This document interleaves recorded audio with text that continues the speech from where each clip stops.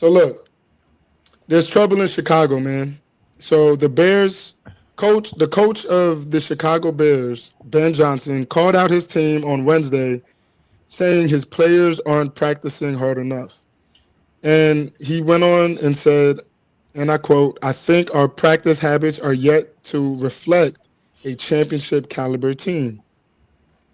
He said, ask specifically which practice habits aren't championship caliber. Johnson gave a lengthy list. He went on to say that we should be going to the football, finishing hard, pause.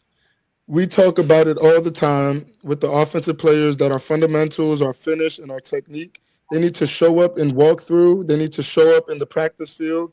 That's how it shows up on game day. Simple things of how do we properly block? How do we catch the ball? How do we block after the catch? Ball security and things like that. It's the little things that you learn in youth league football that even at this level, they make a huge difference.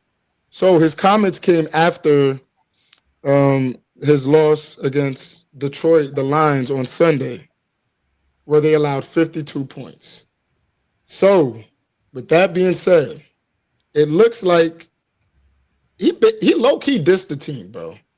You know what I'm saying? In my opinion, based off what he said, it feels like he dissed the team, saying, "Yo, we can't do nothing right." You feel me?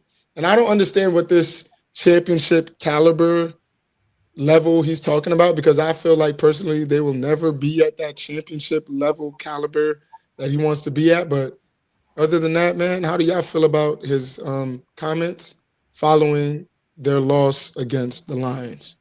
Trav, uh, P, did we start with you yet? P, have we started with you yet? P, I no, I don't think so. P, go don't ahead.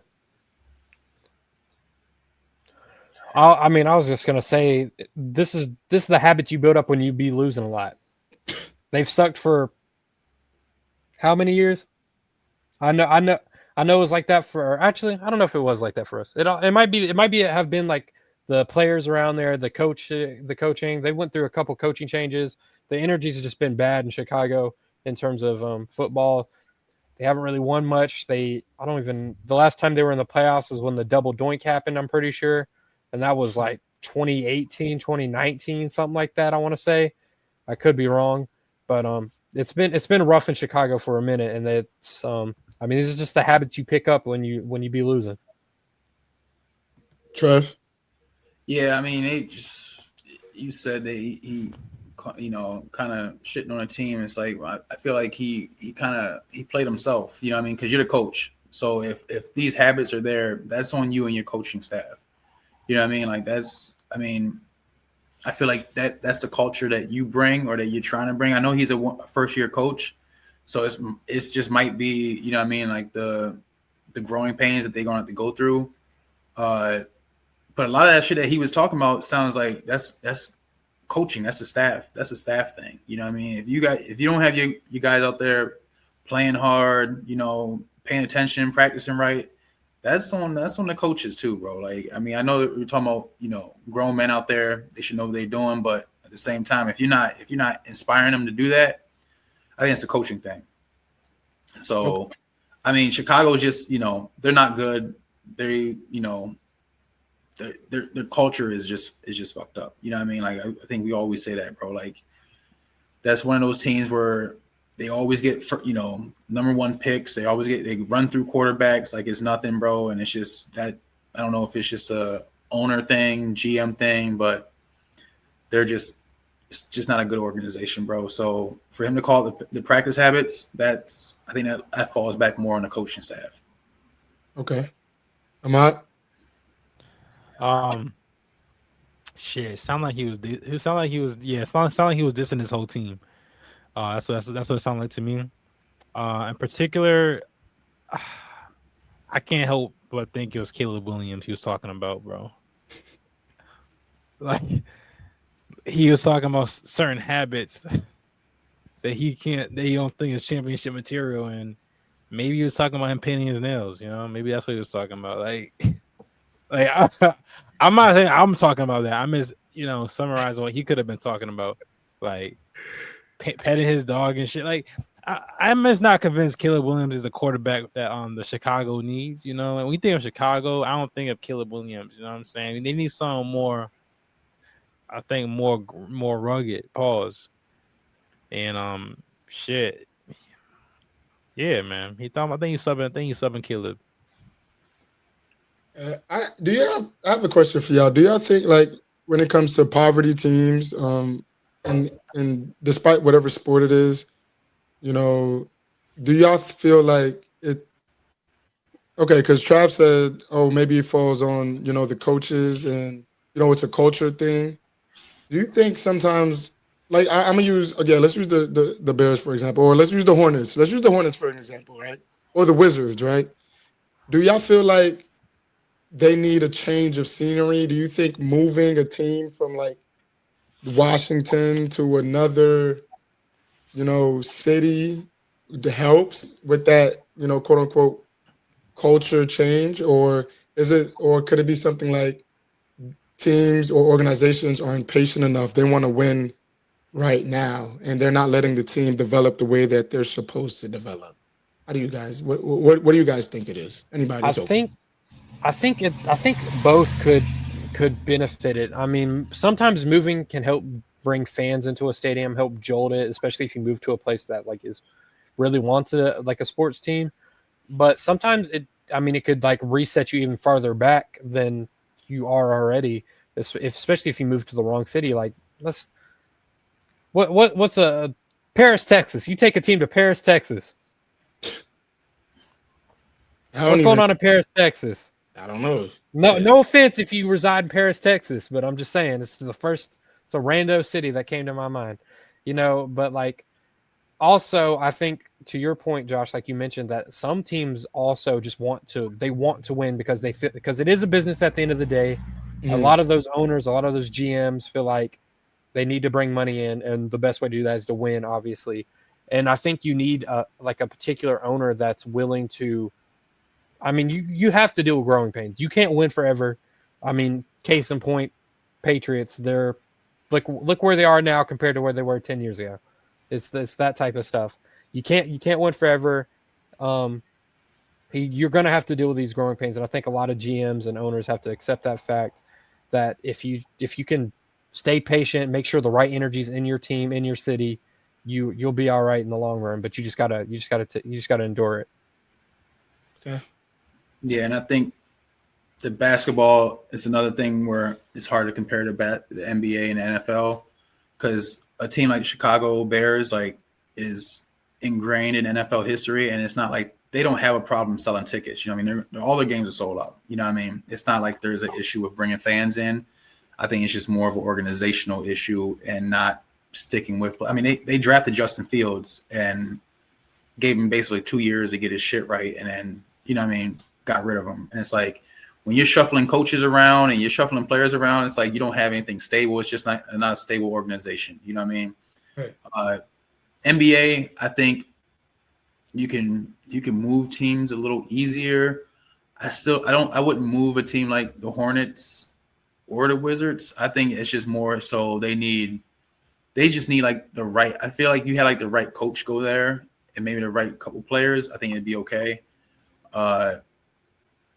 Yeah, I mean, unless, you know, NBA wise, unless, you know, it's just bad attendance, you know, you're only getting a few thousand people in there, shit like that, and it's just a sorry team. Kind of like how the A's, the Oakland A's, how they're just moving them out of Oakland because they're only selling like 2,000 tickets. You know what I mean? Like, all right, let's get this team to Vegas. Let's give them a whole new, you know, overlook, and let's try to, you know, juice this team back up. Besides that, though, I think you have to keep the teams where they're at, and you just got to organizations, bro. Just not good organizations. Matt, you have anything to say? Yeah, I want to say, bro, these fans got to be tired of this shit, bro. I was looking up the average ticket price of a Chicago Bears game is $370. Nigga. I wish I would pay $370 to see him play like that. Like, these fans is tired of this shit, bro. Like, as a fan, I can't do this shit no more. I can't do this with y'all, man. Like, I'm not paying $370 to see my favorite team lose. I'm gonna trade teams. This is shit I'm talking about, bro. This is why y'all get like mad at me. like you, right? Like you. No, now I can understand people who do that. Like y'all getting mad at me for saying this, but bro, like I'm spending my hard-earned money to see y'all fuck around. I personally think those cultures start from the top. I think when you have leadership that's comfortable and has lost for so long, you know, it seeps down throughout the organization. Look at an organization like the Commanders, formerly known as the Washington Redskins. They had a rat in the house. You know what I'm saying? They had a mouse in the house, and Dan Snyder. That kind of shit at the top is a cancer to the whole entire organization. I'm not saying it's a leadership, but I am saying certain people need to get fired and there needs to be turnover. Third thing I'm gonna say is, bro, you gotta have the right player, bro. I'm going back to the Caleb Williams thing because I really want to kind of unpack that a little bit. Not because he paints his nails. No. Not. You want to unpack that, bro?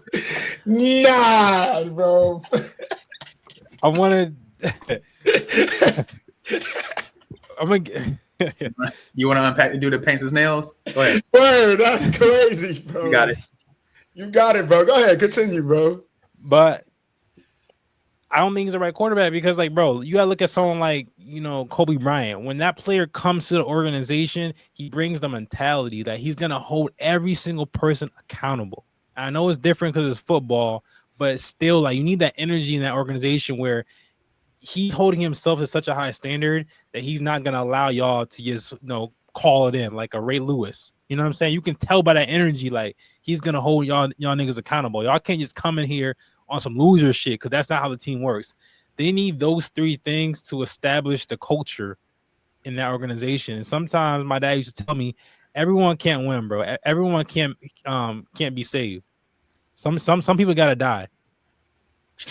I like that you keep on bringing Kobe up as a comparison, but bro, you're naming like a generational dog that we've, you know what I mean? You're naming like these Ray Lewis, like you're naming like players like them dudes, bro. Like you're naming top tier love, like comparing niggas. I didn't say it was gonna be easy. I didn't say it was gonna be easy. Because I shoot Caleb some bail sometimes because I feel like he was a good quarterback coming out of college. You know what I mean? Like he wasn't a bad quarterback. It wasn't like a bunch of hype behind him. You know what I mean? Like Heisman Trophy winner. Like he was a good quarterback.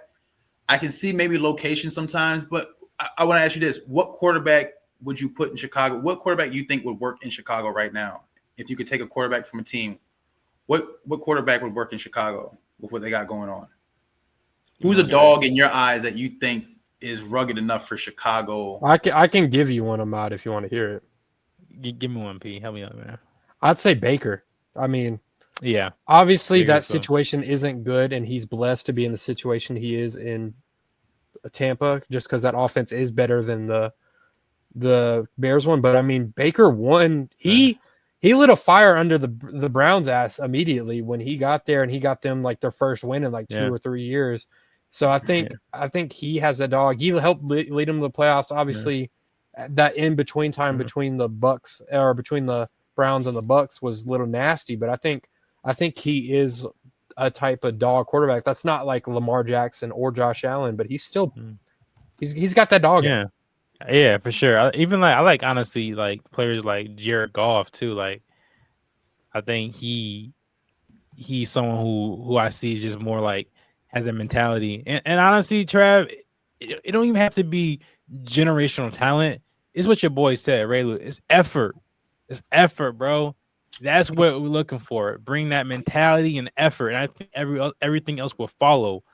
Along if you get like a new coach and like well, actually I don't know about the coach, but like he seemed like he on that wave. But like if you get new pieces in the organization, if you bring winners into the organization, people who have a track record of winning, and I guarantee you they can turn the organization around.